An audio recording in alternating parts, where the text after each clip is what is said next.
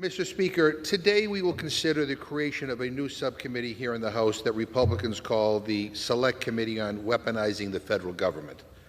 I call it the McCarthy Committee. And I'm not talking about Kevin, I'm talking about Joe.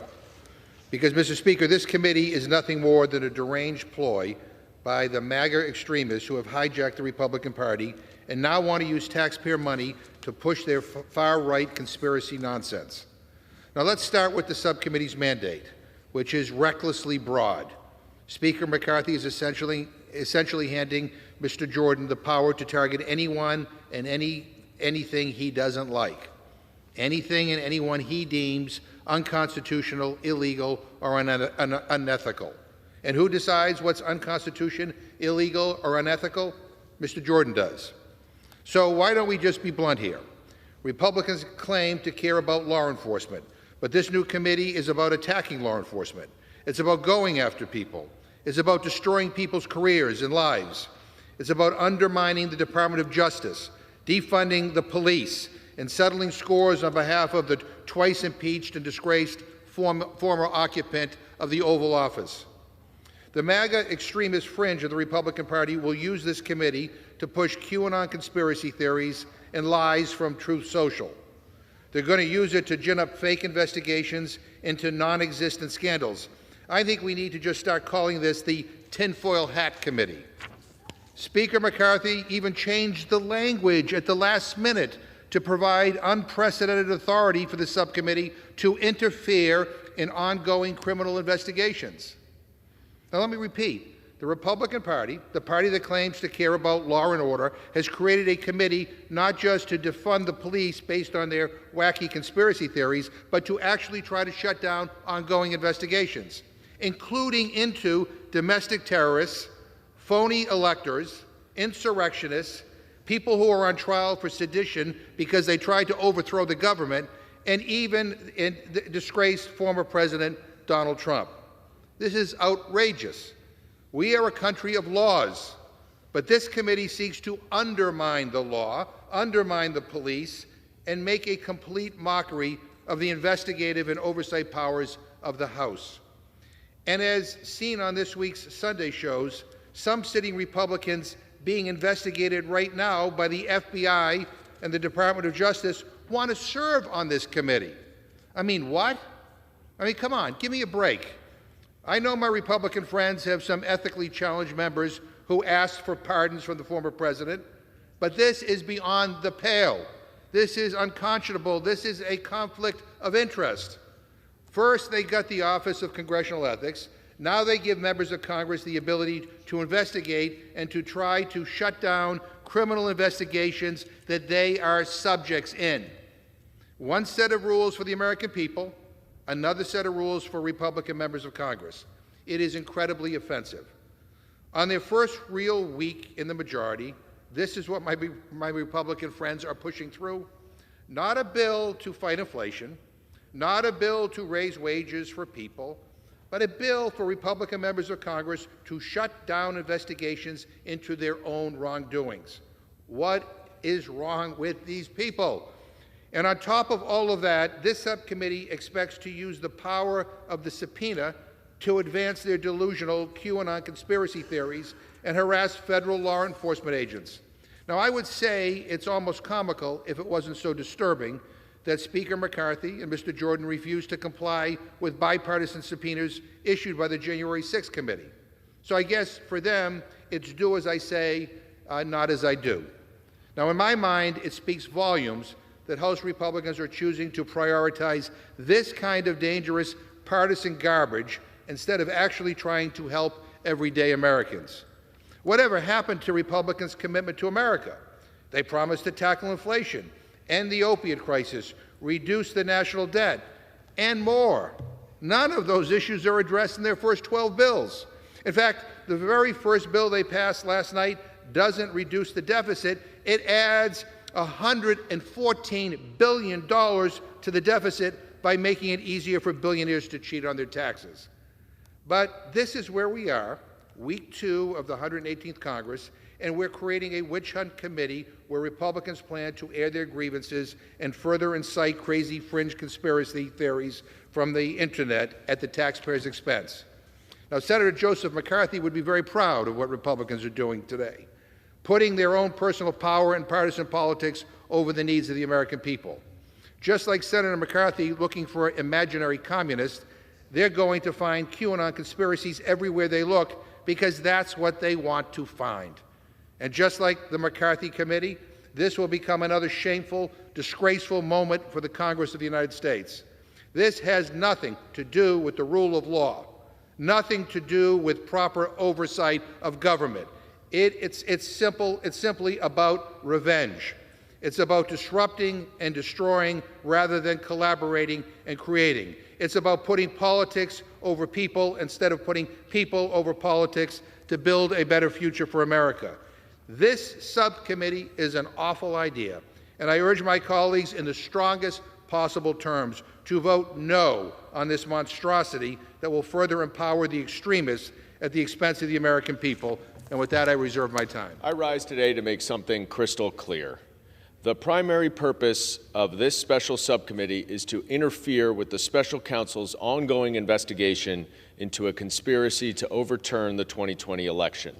This is a shocking abuse of power. But it's not just the usual efforts by members on the other side of the aisle to once again do Donald Trump's dirty work. This time, they're trying to protect themselves. One of them, a member from Pennsylvania, had his cell phone seized pursuant to a court order finding probable cause that he committed a crime. Yet he has indicated that he wants to be on this subcommittee so that he can undermine a criminal investigation into himself. My Republican counterparts can dress up the subcommittee with a menacing name, but let's call it what it really is: the Republican Committee to Obstruct Justice.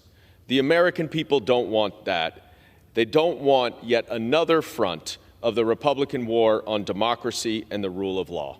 I will vote no and urge everyone to do so. Thank you. I yield back. So, Mr. Speaker, here's a curious thing. So the legislation that creates this select committee, we were first given this on January 2nd. But then it changed on January 6th, and we didn't get that until 10 p.m. on January 6th, after 13 speaker votes. And what changed in this legislation, and this is really curious, is they expanded the Select Committee's authority to investigate ongoing criminal investigations. I mean, think about that, in an unprecedented way. I don't know how many votes that got, but clearly it was important enough because he went through 13 speaker votes before we got to this. The reason why this is included, and I'm sad to say this, is because we have members in this chamber who themselves may be subjects of investigation. There are ongoing investigations against the former president. And so this was added. Why was this added? To try to frustrate those investigations. So when we talk about corruption, when we talk about undermining the rule of law, let's understand what just occurred here. Mr. Speaker, I yield 2.5 minutes to the gentleman from California, Mr. Schiff. From California is recognized. Mr. Speaker, I rise in strong opposition to the Republican Select Subcommittee to investigate deep state conspiracy theories. And if you had any doubt about what this committee is really about its true focus, my colleague from Montana just confirmed this is all about deep state nonsense. Republicans claim without merit that this subcommittee will investigate the so-called weaponization of the federal government, but what it's really intended to do is to undermine the legitimate investigation of President Trump's incitement of a violent attack on this building, on this Capitol, on this citadel of democracy, an investigation that implicates some of the very members of this body who want to sit on that committee. Make no mistake, this investigation, this Investigate the Investors Committee, will do deep damage to our national security and only breed distrust with our national security professionals who will be reluctant to share with Congress the information policymakers need to protect our country. The committee will also seek to discredit law enforcement like the FBI, who are so important in the fight against domestic violent extremism. Republicans in Congress just don't care. The greatest terrorist threat to our country comes from violent right-wing militia groups and their sympathizers, and Republicans in Congress just don't care. Last time Republicans were in charge of the House, Kevin McCarthy pushed to form another bogus select committee, that one on Benghazi. He did so, as he admitted, to tear down Hillary Clinton's numbers, a patently political exercise. Now McCarthy is at it again, pushed into forming this bogus subcommittee by the QAnon members of his own conference. Now, he sacrificed a lot in his bid for Speaker. That was his choice. But now the American people are going to pay the price in the form of a body blow to our national security. Vote no on this ill-considered measure. This is no church committee, not a bipartisan effort to reform government, but a partisan effort to tear it down and damn the consequences. Vote no.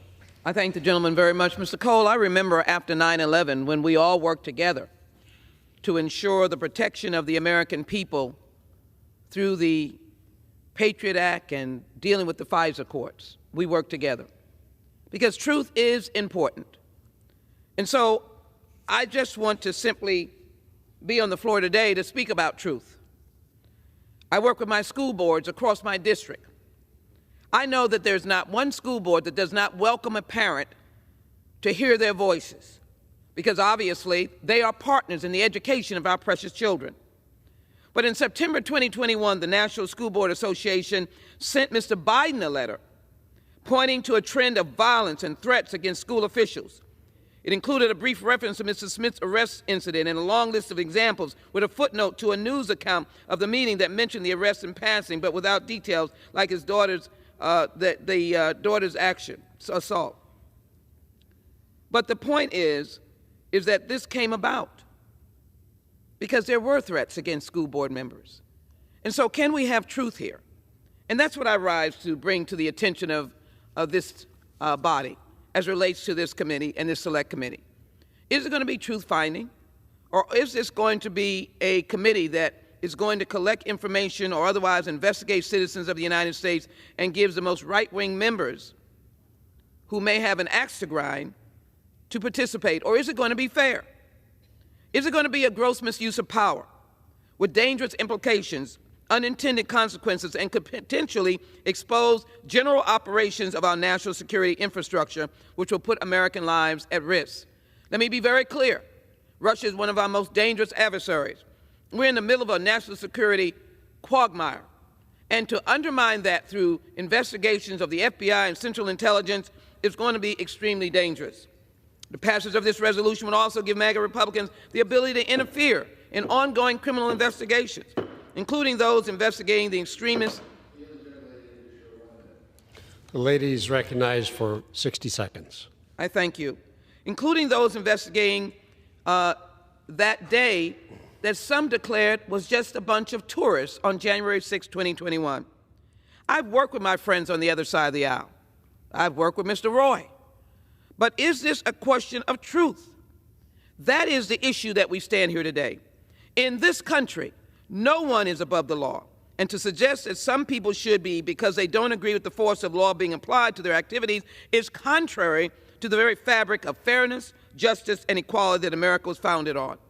Let me, as an aside, indicate that we know what has been in the headlines. 10 documents found in a locked closet that Mr. Biden may have had. Well, you know what, Mr. Speaker? The process of the law is proceeding.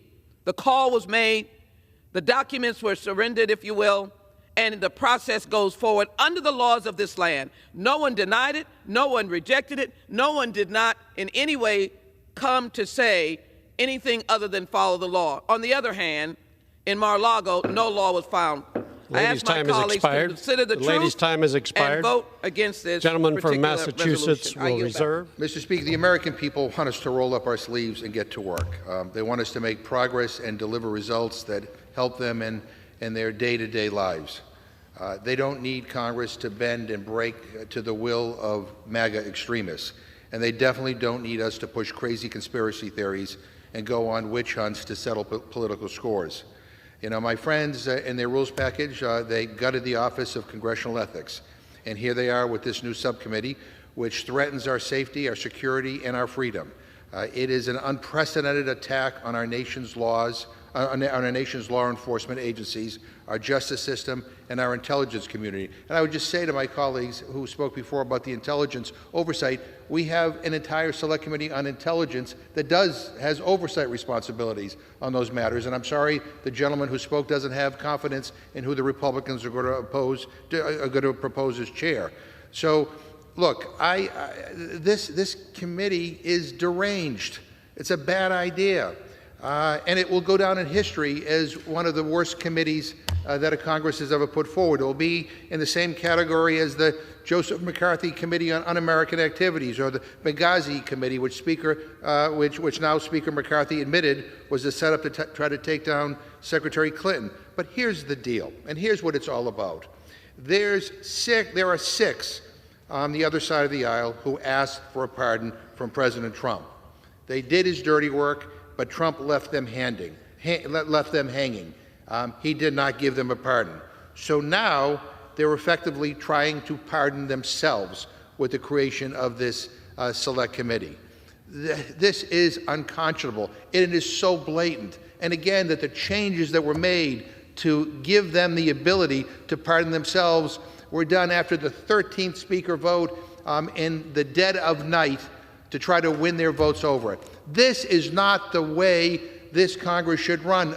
This is not the way Republicans or Democrats or any majority should behave.